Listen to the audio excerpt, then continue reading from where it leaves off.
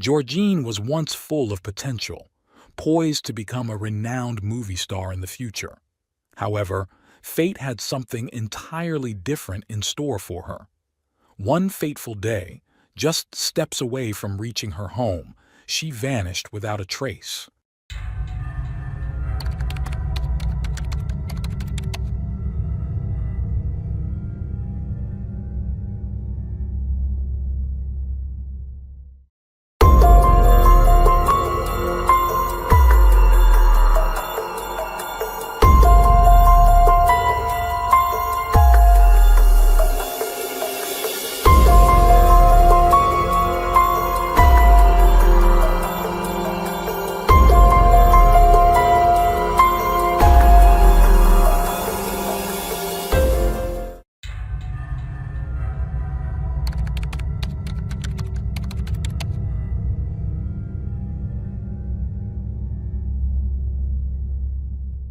In the summer of 2006, 14-year-old Georgine Kruger moved with her family to Berlin. Her parents had divorced a few years prior, and she now lived with her mother and her younger sister. Her older brother, Tommy, was 22 at the time and lived on his own. As the new girl in class, Georgine found it difficult to make friends. The other girls in school were not fond of the attention she received from the boys, who were drawn to her looks, though Georgine wasn't aware of the extent of her popularity. She took great care of her appearance, always wearing the latest trends and enjoying makeup. Georgine dreamed of becoming an actress and even considered modeling as a possible career. She often danced in front of the mirror, trying out different outfits, imagining herself on a grand stage. Her love for movies, especially Indian films, inspired her as she practiced the actors' moves and sang along to their songs while watching TV. On Friday, September 22, 2006, it seemed like her dreams were on the verge of coming true. Georgine had been offered a small role in the film Turkish for Beginners. She was told that she would receive a call on Monday, September 25th, with a final decision. The filming was set to take place during the upcoming fall break, and Georgine eagerly anticipated the news. Over the weekend, the wait felt endless for her, as she looked forward to confirming the role she had long hoped for. Monday, September 25, 2006, finally arrived, and despite being distracted, Georgine managed to get through her school day. She hurried home after class, determined not to miss the call from the agency. After leaving school, she headed straight to the bus stop, boarded bus number 27, and traveled just a few stops before getting off. From there, she had only some feet to walk before reaching her house. Around 2 p.m., she was seen getting off the bus. At home, her grandmother and younger sister had already prepared lunch and were waiting for Georgine to join them, but she never arrived. At 2 p.m., her grandmother tried calling her, but there was no answer. Concerned, she wondered if perhaps Georgine had missed the bus or stopped to talk to someone. Time continued to pass, and when another attempt to call went straight to voicemail, her grandmother's worry grew. Her grandmother decided to contact the school to check if anything unusual had happened. The school confirmed that Georgine had attended all her classes and left for home as usual. Her teacher did mention that Georgine seemed distracted that day, but her grandmother knew why. Georgine had been eagerly awaiting the call from the casting agency all weekend.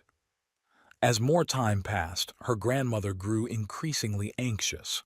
When Georgine's mother returned home, she was informed of the situation and immediately felt that something was wrong. It was entirely out of character for Georgine not to show up on time or contact her family. She was always punctual and responsible. Her phone, too, was never switched off. She quickly called the police to report her daughter's disappearance. Initially, the police considered several possibilities. Could Georgine have run away? Had she gotten into a disagreement with family or friends? Or maybe done something impulsive in the name of teenage love? However, It was crucial to remember that Georgine had been expecting an important call from the casting agency that day, and she wouldn't have missed it for the world. When Georgine was last seen, she was wearing light blue ripped jeans, ankle-high brown-heeled boots, and a white denim jacket. She also carried a pink backpack with long straps and had her mobile phone with her, which was later found to be switched off. By tracking the phone, detectives determined that the device had been active at 2:06 p.m., but by 2:08 p.m., it was turned off. It seemed unlikely that Georgine, so close to her home, would have suddenly changed her mind and gone elsewhere, especially when she was eagerly waiting for the casting agency's call. She was seen getting off bus number 27, confirming that she had been just minutes away from her house. A large search operation was launched in the neighborhood where the Kruger family lived, but Georgine was never seen again. All nearby attics and basements were thoroughly searched, with police using trained dogs to detect human remains. Investigators questioned local residents and Georgine's classmates and checked into several offenders who were either out on bail or had recently been released from prison. The Kruger family distributed flyers with Georgine's photo, and posters with her description were put up throughout the district. Her mother personally went door to door, seeking any clues about her daughter's whereabouts. Despite these extensive efforts, the investigation stalled with no substantial leads. Georgine seemed to have disappeared into thin air, just some feet away from her home. Weeks turned into months, and 3 years after her broad daylight disappearance, a second search operation was organized. This time, search dogs were used again, trained not only to detect human remains, but also to find living individuals. The dogs started their search from the bus stop, but instead of leading investigators to the Kruger home, they were directed toward the suburbs. Police searched the wooded area but found no trace of the girl's presence. It wasn't surprising, given the difficulty of tracking a scent after 3 years. Unfortunately, the renewed efforts didn't yield any new leads and the case remained stagnant. Years later, in 2016, another search was conducted, this time with a glimmer of hope for results. Residents of the neighborhood where the Kruger family lived were once again interviewed, and there was a small breakthrough.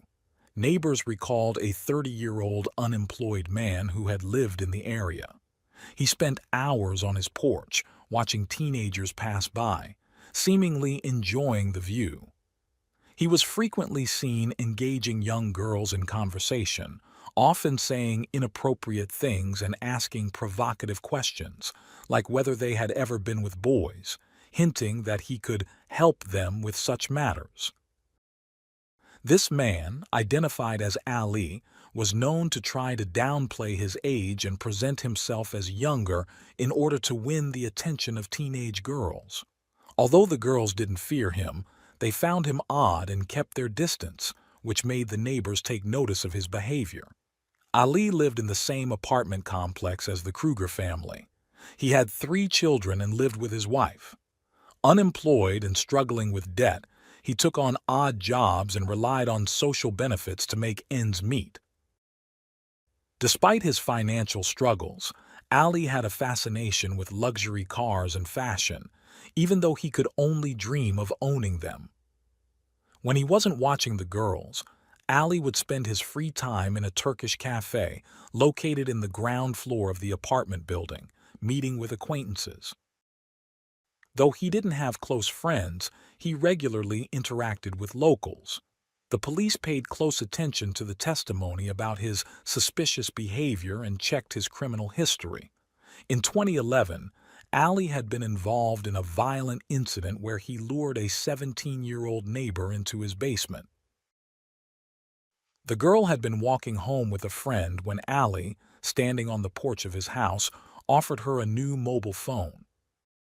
Tempted by the offer, the girl hesitated, but eventually followed him to the basement where he claimed the phone was stored. However, there was no phone waiting for her. Instead, Ali confessed that he had been in love with her for a long time and was willing to leave his wife just to be with her. When the girl rejected his advances, Ali struck her on the back of the neck, causing her to collapse. He then sat on top of her, and despite her efforts to resist and scream, the girl was unable to fight him off. After the assault, Ali handed her a tissue to dry her tears and threatened her to keep quiet, warning her not to tell anyone, not her family, friends, or the police.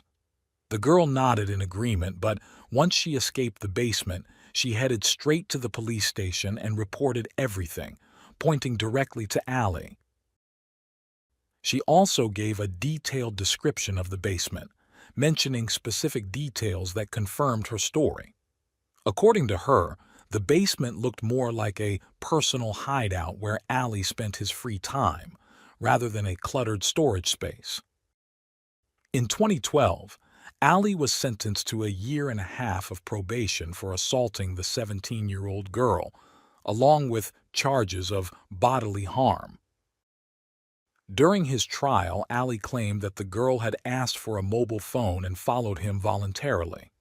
He denied any wrongdoing, asserting that he wouldn't jeopardize his family's well-being, and accused the girl of fabricating the story. However, the girl's account matched with the evidence and Ali was found guilty.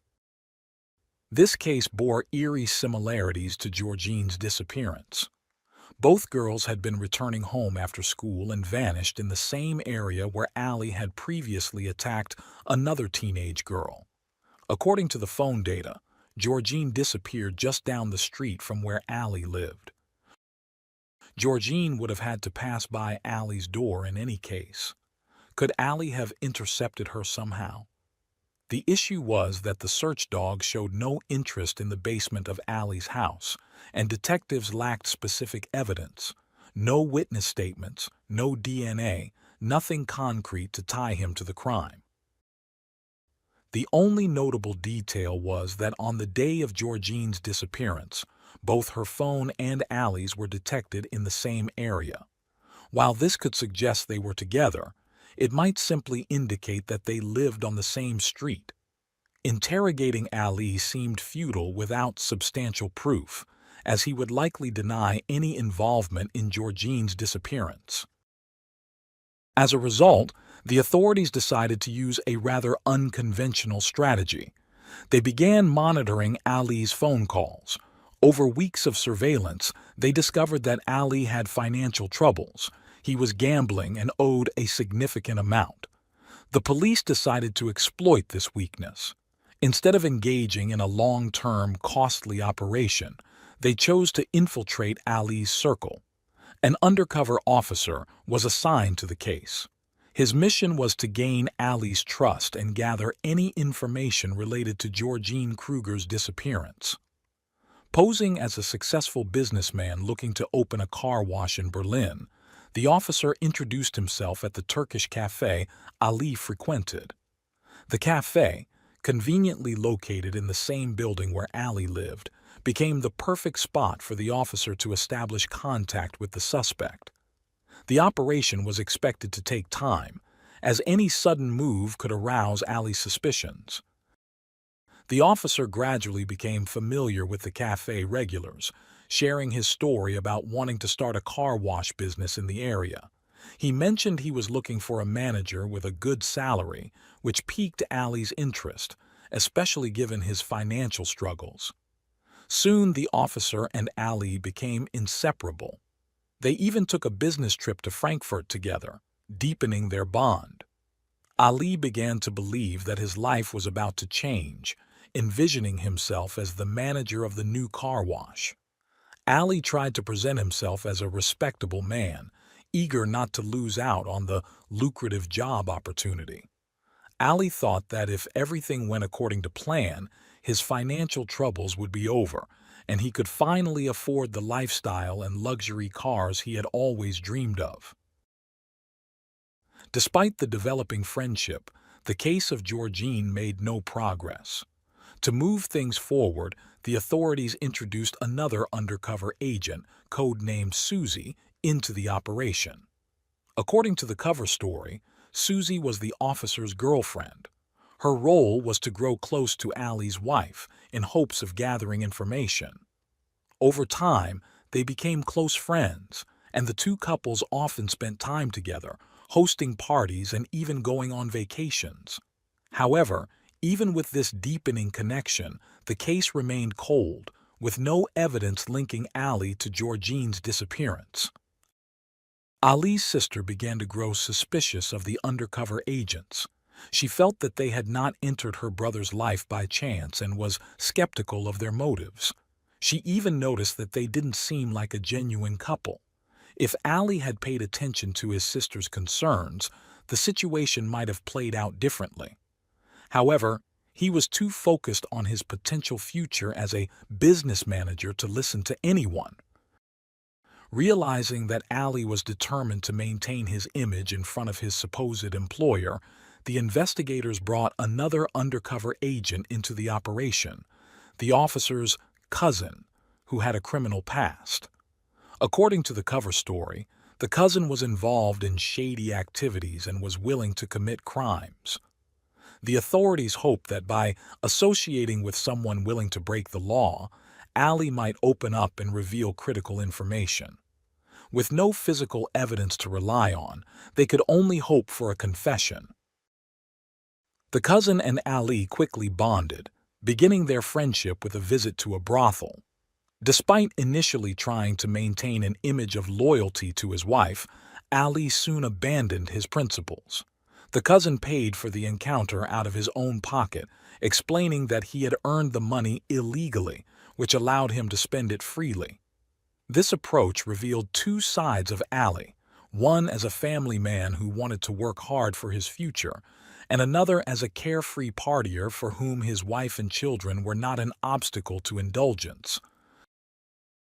To solidify the operation's credibility, the investigators went as far as renting land for the fictional car wash and signing a fake contract with Allie. All hopes were now pinned on the cousin. If he couldn't extract a confession from Allie, the case of Georgine might remain unsolved. However, in 2018, something unexpected happened. An unknown man called the police, claiming that while he wasn't the perpetrator, he knew where Georgine Kruger's body was. The caller provided coordinates for where the remains could be found before hanging up. Efforts to trace the call were unsuccessful, but a team of specialists was dispatched to the location. The coordinates led to a nearby forest, where an extensive search was conducted, but no trace of the girl was found. It remains unclear whether the call was a cruel joke or an attempt to mislead the investigation further. Unfortunately, the caller was never located, leaving investigators at a dead end once again. Nevertheless, new flyers were created with a special QR code. When scanned, the code allowed people to hear the anonymous caller's voice, in the hope that someone might recognize it and provide a clue. Meanwhile, the detectives tried to set a trap for Allie. They rented his favorite model of Porsche, equipped it with a listening device, and placed a flyer with Georgine's picture and QR code in the back seat. Through the undercover agents, they arranged for Allie and his wife to take a ride in the car, hoping it would spark a conversation about the missing girl. Initially, Allie and his wife didn't notice the flyer, but eventually it caught their attention. Allie became noticeably nervous. He began speculating about who the caller might have been and what information they could have had. Later, Allie took the flyer to the Turkish cafe, showing it to his friends in an attempt to gather more information. He claimed he wanted to help the police. This raised suspicions among the investigators, as they wondered why someone with no connection to the case would suddenly feel the need to collect information after so many years. Allie's actions only reinforced the authorities' belief that they were on the right track. The next phase of the operation was to use the cousin's relationship with Allie to their advantage. The cousin confided in Allie about his troubled relationship with his girlfriend. explaining that he had wanted to break up with her for some time but couldn't because she was blackmailing him. He revealed that he had once killed someone and had confessed this secret to his girlfriend. Now, she was threatening to go to the police if he left her. He sought Allie's advice on how to deal with the situation. Allie sympathized but did not reveal anything about Georgine's disappearance. To accelerate the process, the cousin offered Allie €150,000 to eliminate his girlfriend by any means necessary, even if it meant breaking the law. The detectives knew that Allie was in dire financial straits and had yet to start his job as a car wash manager. The €150,000 could solve all his problems. Ali, eager to seize the opportunity, offered to take care of the blackmailer himself. He began planning various ways to carry out the job, discussing details such as the girl's weight, whether a car would be needed, and the best location for the attack. As Ali considered his options, the trap was closing in. While discussing the logistics of the crime, Ali confessed to the cousin that he had researched online how to dispose of a body. The undercover agent let Ali talk freely, avoiding any accusations of entrapment. During these conversations, Ali eventually opened up about Georgine's disappearance. He described her as an attractive young girl who passed by his door every day on her way home from school. On September 25, 2006, he was waiting at his usual spot when Georgine stepped off the bus. That day, she was in a good mood, smiling and radiant. Ali approached her, asking for help carrying some bags to his basement, offering to pay her for the favor. Knowing her neighbor and not suspecting any danger, Georgine agreed. When Georgine entered, Ali struck her on the head. She screamed in pain, so to silence her, he hit her again, harder this time. Georgine lost consciousness and collapsed. Ali then described what happened next, lamenting his actions but knowing that if he let her go, he would face prison. So he strangled her until she stopped breathing. Ali's detailed account of the assault was too vivid to be fabricated, and his story matched known facts. After killing Georgine, Ali hid her body in the basement for 3 days before wrapping her in an old rug and disposing of her in the trash. Investigators later confirmed that all trash was incinerated, meaning Georgine's remains were completely destroyed. Ali's confession was enough to arrest him, and in December 2018, 12 years after Georgine's disappearance, he was taken into custody while at home with his daughter. All of Ali's properties were searched, but no evidence was found linking him to the missing girl. During questioning, Ali remained silent. He did not speak when charged and continued to say nothing in court. He remained in custody for 1.5 years while he and his family were confident he would be acquitted, as there was no physical evidence against him, no DNA, no body, and no witnesses, just his confession. However, the prosecution compared Ali's previous conviction with his statements and found significant similarities. It appeared to be the work of the same criminal. Ultimately, it was Ali's detailed account of the events on the day Georgine disappeared that convinced the jury and judge of his guilt in the death of 14-year-old Georgine Kruger, a girl who might have achieved fame in the film industry. The news of her neighbor's arrest and subsequent conviction devastated her. On March 17, 2020, Ali was sentenced to life imprisonment. He later claimed he was a victim, stating that he had agreed to act as a hitman for the cousin's girlfriend to protect her and take her out of danger. He intended to go to the police and expose the cousin's plan. Despite his claims of innocence, his confession spoke for itself. Surprisingly, Ali's family also believes he was wrongfully convicted, arguing that the police spent too much time and money trying to incriminate him. They believe the crime was pinned on him to justify the expenses. Only Ali knows the full truth, and perhaps one day his conscience will compel him to fully admit his guilt.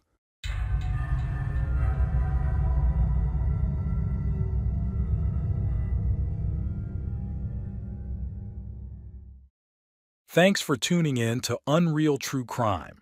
If you're intrigued by mysteries from around the world, check out our new channel, Latin Crimes, where we dive into the gripping true crime stories of Latin America.